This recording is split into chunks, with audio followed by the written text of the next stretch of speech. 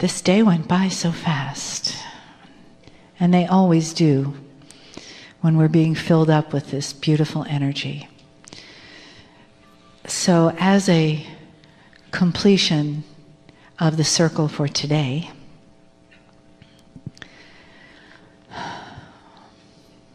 let's come all the way back into our bodies with a few deep breaths. Nice big inhales and exhales.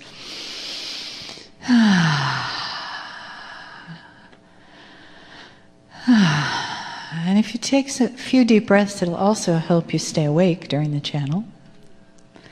And also I invite you to turn your palms up on your lap and just feel the energy that starts to come into them as it comes in through the love channel of your heart, through your crown chakra, your spiritual channel.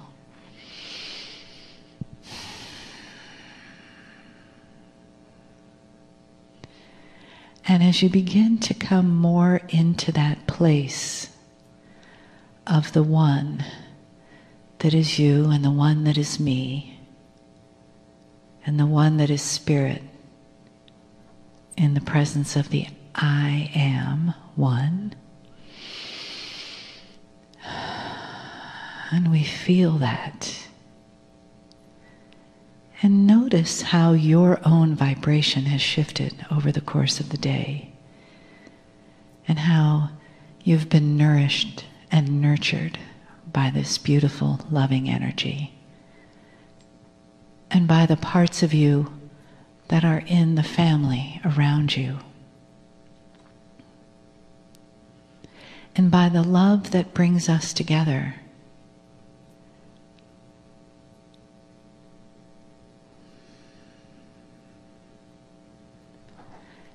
And let your hearts be open. The invitation is there is still something to hear, to learn, to bring into the center of your being and resonate with, to be filled with.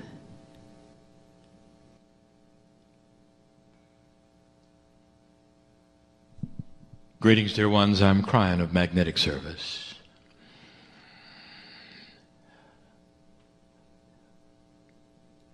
There was a time in the channeling process where my partner was not involved to the degree he is now. The new phrase we use is he steps aside, he's still here. It is not a takeover. And for those who would hear this and think it was odd and mysterious and spooky, I would like to give you the information that the indigenous of the planet understood this and did it. There were names for it, ceremonies for it. And it wasn't until you got modern that those things went away. This process is natural. And what you see here is my partner stepping aside so I can deliver a message that is going to go to many. But the process is designed for one, you. The process is designed so that you could open up and communicate to that entity which is your higher self, and we're going to talk about that in a moment, and that would be channeling at its highest level. There'll come a time when this isn't needed anymore. Things change. Humanity changes. And the evolvement of the human spirit will eventually come to a place where humanity will be given messages because their pineal is open for them. And they won't have odd names, and they won't have entities you don't recognize or magnetic masters. It'll be you with you. And it'll feel like this does, and that is to say, messages from home. Benevolent, beautiful messages from home. I know who's here, and what I'm going to give next is fun for me. These channelings are not endurance events. I will give the information that I wish to give and back away. There have been many messages in the past about what I'm going to talk about, but never consolidated in this way. The demystification of esoteric belief and New Age is at hand, so it makes some more common sense. And the things that I'm going to tell you now, you may disagree with because you've been trained otherwise, or perhaps the tradition is different than what I'm going to tell you. So if it is different, I wish for you to at least weigh them and not judge them. And weigh them with your intuition. Could it be so? Is it right? It may be different than you think. You fight a tradition of hand-me-down information from one person to another, and one will enhance it, make it different, and it'll stick. And then a generation will say the same thing, and that'll change a little, and that'll stick. And then sometimes you end up with misinformation about beautiful things.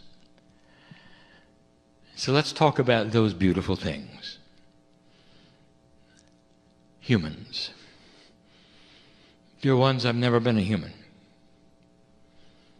You have no idea the awe that I hold for you. The soup of God is compartmentalized to some degree when it comes to service. It has to be. Not as you would think, but the pieces and the parts that become human on various planets through billions of years are a select group, and that's what you do. We're going to talk about souls, higher self. We're going to talk about angels and guides. That's all we're going to talk about. But even before I begin, I want you to see the lineage of your service. It did not start here. This has been going on a very long time. Our last messages talked about it. This planet, as you see it now, as you work the puzzle here, old soul, is one of many that you have worked the puzzle upon. And in your Akash, some of you carry that which you've done before on other planets, seemingly very similar, and it would be, and it is. You were human on all of them. And here you are yet again. I've never participated in any. I'm what you call a helper. And today I'm Kryon, and another planet I'll be something else. And I'll always be with you. And you have seen me before. Some of you heard the voice of my partner or read the words, and there was something that rang with truth beyond that which you've experienced in this life. You recognized me. And it wasn't from this planet, dear one, because you've been through this before, and you knew I was all right, and you knew I love you. And you know my hand was out as that from Spirit, giving you information that would do only benevolent things in your life, and you could trust it. Because I would never give you information that would hurt your heart or take you in the wrong direction, planet after planet. Now that is an Akashic remembrance that the old souls in this room, some of you, have. Some of you listening to this channel will now have it explained why when you opened the book and read the words, something jumped out at the page and you felt it in your heart and you said, I remember this. And some of you wept, not with the information, but the perception of remembering. And it wasn't here. Because you've done this before. You've done this before. Corporally, very similar. Feels very much like before. Old souls in this room have spent lifetime after lifetime on this planet, and you're used to it. But there was another planet before this, and before that, and before that. You're a part of the creative source, every single one. Let's talk about souls. What is a soul? The word soul is used by mainstream humanity, no matter what their belief system, even if they have no belief system. They talk about souls. Isn't it interesting that humanity knows what a soul is without ever pretending to believe that you have one? They know what it is. So common is it, mariners of old would report how many souls on board instead of how many humans on board. It's become vernacular, describing that which is the spiritual essence of a human being, a soul. In some systems, the soul is here one time on the planet and never again. In other belief systems, it comes over and over. But it doesn't matter. In every single case, the soul represents that piece of the human body which resounds to God. And in the mainstream belief, it is mainly a four-dimensional, or what you have called a three-dimensional perception. A soul is a singular entity that belongs to the human whose face is in the mirror. And when you die, it goes with you somewhere else. And in some belief systems, it comes back. And that's simple and incorrect. But it's okay. If I said to you, you have to walk before you run, you understand what the evolutionary process is of perceptions, thinking, spirituality. It's okay. But it's far more than that. When you talk about New Age and esoterics, those are used to mean the same thing. And we have said this before, but for this group, I tell you that the word New Age in certain circles is a cult word, and so we don't use it. We use esoterics. They are used interchangeable. New Age and esoterics means a belief system that is unique on the planet like no other system has ever been.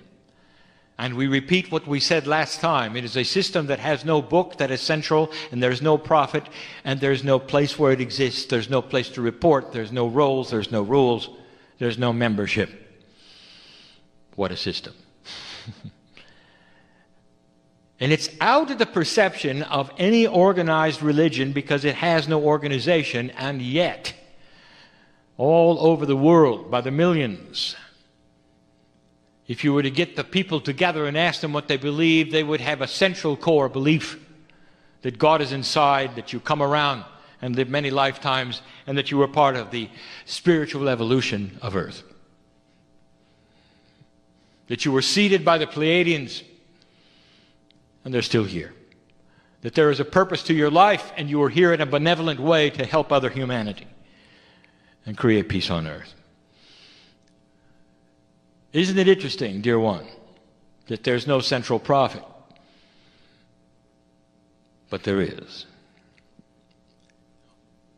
What mainstream would call a soul, you call the higher self. Use them interchangeable because that is what we teach. Except the higher self now has a personality. It is a piece of God that it has your face on it on the other side of the veil. And it is the prophet. Well, the higher self contains the template of rules, if you want to call them that. They're not rules. They're concepts. The concepts of past life experience, of Akash, the concepts of the angels and the guides around you, the concepts of who you are, where you're going, why you're here, how you exist, is the template of the higher self. And so this explains what it is, and it is not above you as higher, it vibrates higher. And that is how it got its name. And the entire purpose of esoteric belief is for you to take the hand of the higher self, if you can, and pull it towards yourself so you can discover more about the template. Would it be nice to take the hand of God every day of your life when you awaken and walk through life with knowledge that you could only have that way? And the answer is yes, and that is what you believe. That is the New Age. That is esoteric belief. The attempt of getting in touch with the God that is in you. The masters of the earth all spoke of the God inside, all of them. The New Age belief system believes that all of the masters were valid, were here for that message, not necessarily to be worshipped. Some of the masters even referred to the other ones.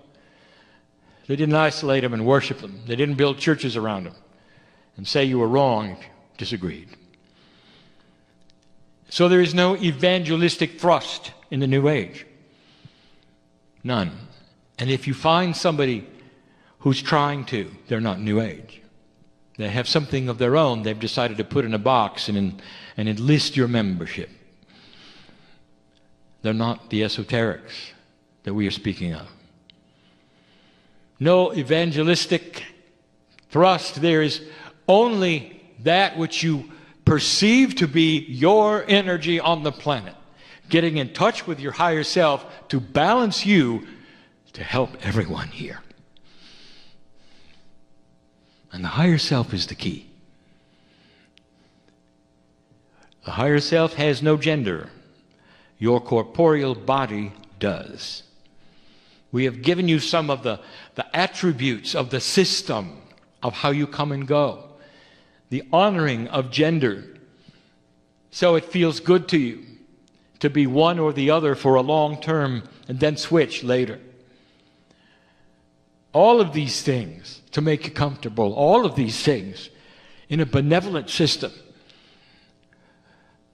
that loves you. That sees you as you would see your children. That is because when you come to this planet, you disengage from us. That's the free will. You are specialists in this. Oh, I can't imagine it. I would weep as a piece of God to think that I would be separated from myself and I wouldn't know who I was, and to walk around on a strange planet and have to reconnect. Oh my God. And you do it so freely and so easily and for so long.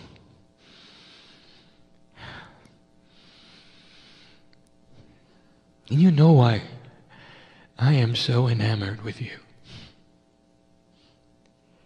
And here you are at the cusp of a revolution of energy. I've seen this before, and so have you. And now some of you are beginning to remember what it was like on other planets when this took place, when the old souls just barely passed a marker that gave them the energy they have been looking for and asking for and wanting so badly. I want to talk about angels. And I really haven't much before. I'm not an angel. I'm a helper. My partner has called me a benevolent angel of the New Age. That's not right. I'm a helper. Believe me, if you saw an angel, you'd know the difference. Number one, are angels real? Absolutely. Absolutely. Number two, who or what are they? There is a system, dear ones, of benevolent help for this planet. And it's so complicated to let you in on perhaps where the angels are, what they do, how often, who they are, where they come from. But I'm going to give you some information that some of you won't like, and some of you will go, that explains it. They come when they're needed at various points for humanity and various points for humans. And they are spectacular. Not one of them is corporeal. Again, humanity has decided that when an angelic energy visits them, because it's simply beyond their perception in 3D, in order to make it work for them, they put skin and wings on them and give them a name. Put a halo, make them white, which means purity. Draw pictures of them, talk to them, report them in history. That's not what they look like. They are multidimensional beings. Moses probably got it closest with a burning bush. Fire which does not consume itself in a ball. That was an angel. What's dramatic about angelic energies is they appear when you don't expect, with a ball of energy coming at you, working through a wall or whatever, it doesn't matter. Iridescence. Some looking like fire and scaring the human to death. And every single report in Scripture with an angel present, the angel said, fear not. Now, why would you be afraid of a beautiful woman in a halo and a white robe? Because that's not the way they look. And that is why they said fear not, because they present themselves in all their beauty and their majesty, and some cannot even look upon them. Grand they are. Now here's the part you didn't expect. They are a collective. There's no such thing as a single angel. You see it as a single angel, like you see your body as a single angel, not aware of the soup of angelic power. They speak with many voices, but they speak in your head and not in the air vibrationally. Angels do not speak to crowds. They speak individually to one human or another. And it's a collective voice of many, although you hear it as one. Now that is going to fly in the face of the next thing, but yes, but what about this angel? I know somebody who's channeling this. What about Archangel Michael? A group. A powerful group. But the next thing you're not going to like either. There is no hierarchy of angels. None are above any other. They are the soup of God, and they're all identically majestic. And they're here on purpose, and they give messages when they should to help accelerate the benevolence and love of God in humanity. Giving messages that need to be given. Helping those who are in the hospital, who are on the edge of life and about to give up, when they'll appear and hold your hand and say, don't do it, because we need you. Or those who are passing over seemingly, and will have a near-death experience, and they'll meet one of these majestic creatures who will take them by the hand and bring them back to the bed, and they'll awaken, and they'll never forget it. That's what an angel does. Archangel Michael is a group, and it's not a hierarchical angel. It just looks that way because the messages are delivered in a specific area of importance to the planet. Probably the most quoted angel. Is that what you think is Archangel Michael? The highest of the high. It is not. And Archangel Michael will tell you, I am one of many. All majestic, all with the love of God, all beautiful, all benevolent, all for your service. But human beings want a hierarchy. So this one's important, this one is not as important, this one you can throw away. And you have. After all, what did you do with the mythology of Lucifer? Here was an angel that he didn't like what was going on, so he left. Which is really ridiculous. Nobody leaves the soup of God. The soup, which is the energy of spirit, is finite. It's always the same quantity, if you want to say that. There is no quantity in a quantum soup. There is only a quantification of the kinds of energy, and it stays together. It stays together like a mist that never moves out of a containment. You can't take part of it away or it wouldn't exist. And to think that one of them left and decided to go to hell is really funny. That's the truth about angels. They really all are one. What do you think of that? There are many names you give them because you feel the perception of their message and you compartmentalize them for the importance you think they carry. And that is human beings humanizing angels. They're grander than that. We've never said this before. You'll find angels all through history. No gender. They're not male. They're not female. And they're all equally as strong. And they're beautiful. And they have messages for humanity. I know who they are. I've watched them work. I want to talk about guides. Now, my partner told you that you are your own guides, and I know that you don't like that. So I'm going to complicate it even more. He's right.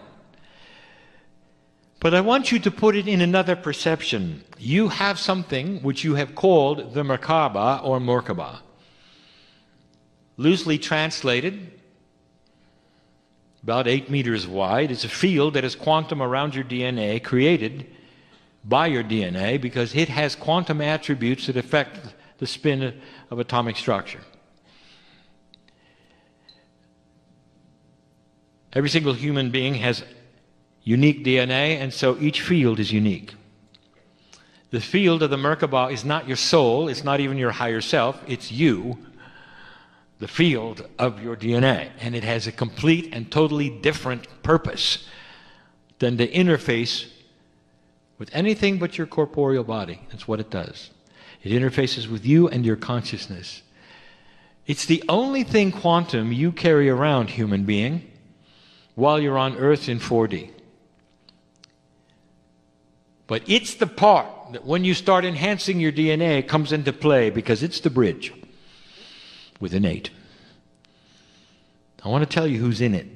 This field of your DNA, because it is a field of quantum DNA, also contains ready pieces and parts of your Akash. And those pieces and parts of your Akash are your guides. It's you with you, but it might be a past you with you, and so it has another face. Are you understanding this? Now there's more. Here is a system of benevolence that is so beautiful, and some of you are seeing this and you know all about it, and I'm telling you now and validating what you know, and we've given you this information before, but listen up. The Akashic family that you come in with, which you call your corporeal mother and father, sister and brother, or what you would loosely call the family or loved ones, are all part of your Akash in some way, even in remembrance.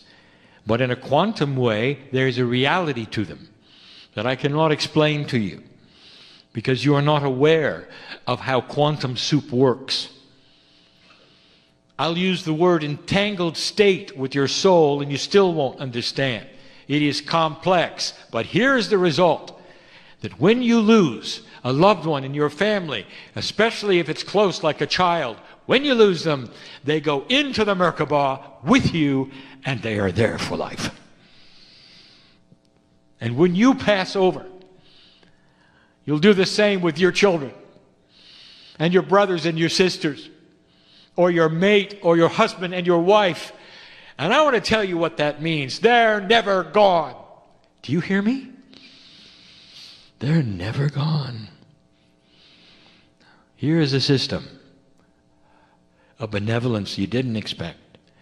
It's real, dear ones. We are now starting to give you the complexity that you deserve to know about yourselves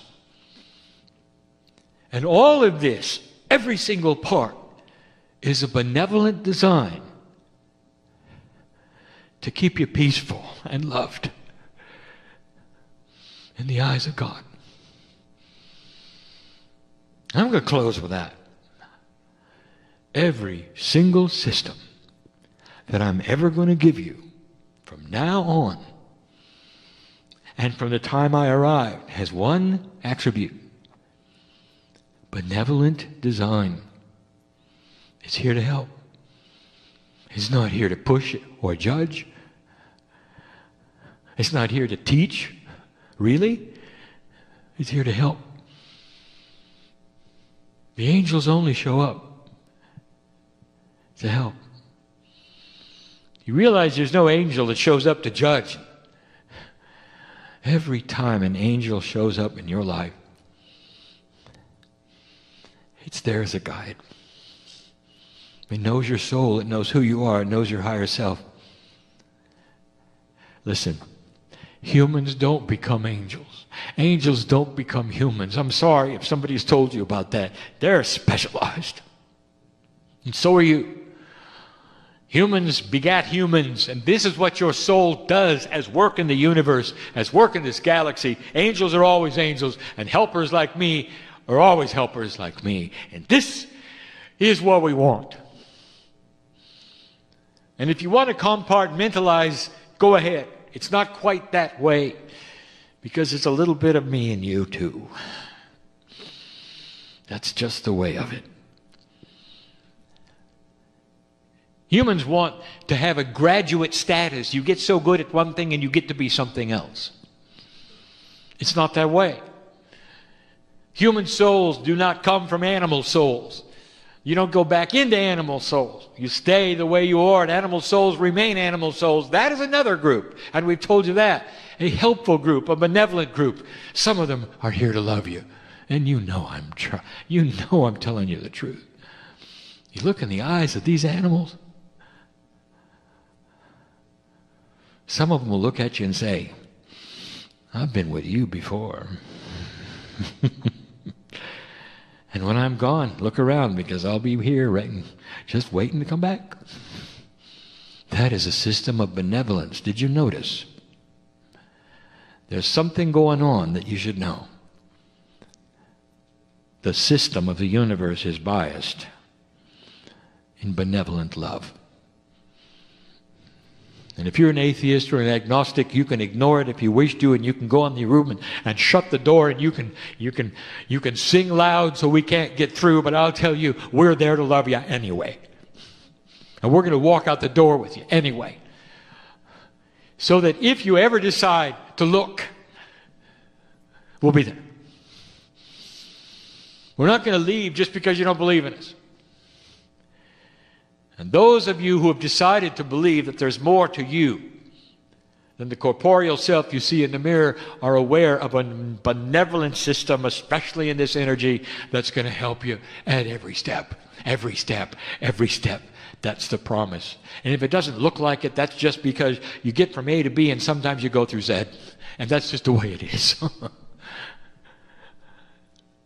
And that's called evolutionary learning. And it's benevolent too. That's our message. Could it be any clearer? Things are not always as they seem, and these systems that you have heard about, we are now demystifying so that you'll understand the truth, the simplicity, the beauty, and the benevolence of something that is built for you, dear human being, because you, like me, are from another place. When you're not here, and those brief times when you're with us, we have a party you won't believe. And there's light all around us, and we sing in light the pineal tones that we know so well without even a pineal around to receive them. Hard to imagine. We celebrate you home, and it's hidden from you. You don't know about it until you take your last breath. And then you remember. And then there is release. Believe me, it is the way of it. It is the love of God. And so it is.